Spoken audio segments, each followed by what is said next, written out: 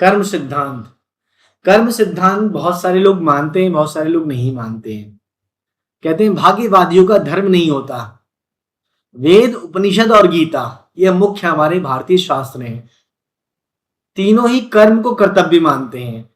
यही पुरुषार्थ है। पुरुषार्थ चतुष्ट है, धर्म अर्थ काम मोक्ष। जो व्यक्ति भाग्य, ज्योतिष या भगवान भरोसे है, उसको भी कर्म किए बगैर नहीं छुटकारा नहीं मिल सकता है। जो व्यक्ति भाग्य, ज्योतिष या भगवान के भरोसे है, उसको भी कर्म किए बगैर छुटकारा नहीं मिल सकता है। धर्मशास्त्र और नीति शास्त्रों में कहा गया है कि कर्म किए बगैर कोई भी गति नहीं।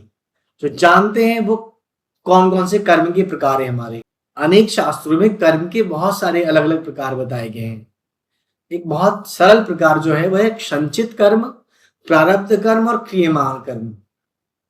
संचित होते हैं कि पूर्व जन्म में किए गए कर्म संचित कर्म कहलाते हैं, और जो प्रारब्ध कर्म है वो पूर्व जन्म में कर्मों में जिन कर्मों का फल इस जन्म में भोगना पड़ता है, यानी जो पूर्व जन्म में हमने कर्म कर दिए हैं और उसका भोग में इस जन्म में भोगना है, वो प्रारब्ध कर्म है। यानी जो इकट्ठे थे आपके पास वो भोग रहे हैं, उसे हम प्रारब्ध करते हैं, प्रारब्ध कर्म कहते हैं। और जो इकट्ठे थे पहले से उसे संचित कहते हैं। जो इकट्ठा है वो संचित है, और उस संचित को जो भोग रहे हैं उसे हम प्रारब्ध कर्म कहते हैं, लेकिन वो इस जन्म में भोग रहे हैं।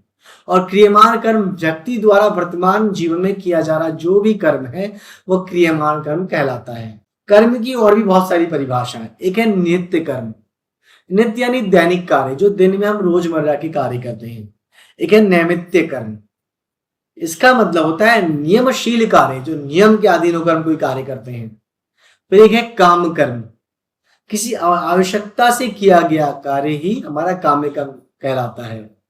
किसी कामना के द्वारा, किसी प्राप्ति के द्वारा किए गए कर्म हम काम्य कर्म कहते हैं। एक है निष्कर्म कर्म, बिना किसी स्वार्थ के। एक है निष्काम कर्म। निष्काम कर्म के बिना किसी स्वार्थ के किया हुआ कर्म हमारा निष्काम कर्म कहलाता है। और एक है निषिद्ध कर्म। निषिद्ध कर्म क्या है? जो कर्म हमें करने योग्य नहीं है उसे निषिद्ध कर्म कहलाते हैं। जिस तरह से चोर को मदद करने के जुर्म में साथी को भी सजा मिलती है, ठीक उसी तरह काम्य कर्म और संचित कर्म में हम अपने किए हुए कार्य को ही फल भोगते हैं। और इसीलिए कहा जाता है कि अच्छे लोगों का साथ करो ताकि अपने जीवन में सभी कुछ अच्छा ही हो। संचित कर्म क्या है? कहते हैं मृत्यु के बाद मात्र यह भौतिक शरीर या देह ही नहीं नष्ट नहीं होता, जबकि एक सूक्ष्म शरीर जन्म जन्मांतरों तक आत्मा के साथ संयुक्त रहता है। यह सूक्ष्म शरीर ही जन्म जन्मांतरों के शुभ और अशुभ संस्कारों का वाहक भी होता है। संस्कार अर्थात हमने जो भी अच्छे या बुरे कर्म किए हैं वे सभी हमारी आदतें हैं। ये संस्कार मनुष्य के पूर्व जन्मों से ही नहीं आते, अपितु माता पिता के संस्कार से भी रज और वीर्य के माध्यम से उसमें सूक्ष्म शरीर में प्रविष्ट होते हैं, जिससे मनुष्य का व्यक्तित्व इन दोनों में से ही प्रभावित होता है। बालक या बालिका के गर्भ धारण की परिस्थितियां भी इन पर प्रभाव डालती हैं। ये कर्म संस्कार ही प्रत्येक जन्म में संग्रहित यानी एकत्र होते चले जाते हैं, जिससे कर्मों में अच्छे बुरे दोनों का विशाल भंडार इकट्ठा हो जाता है। इसे हम संचित कर्मों का कुछ भाग एक जीवन में भोगने के लिए उपस्थित रहता है और यही जीवन प्रेरणा का कार्य करता है।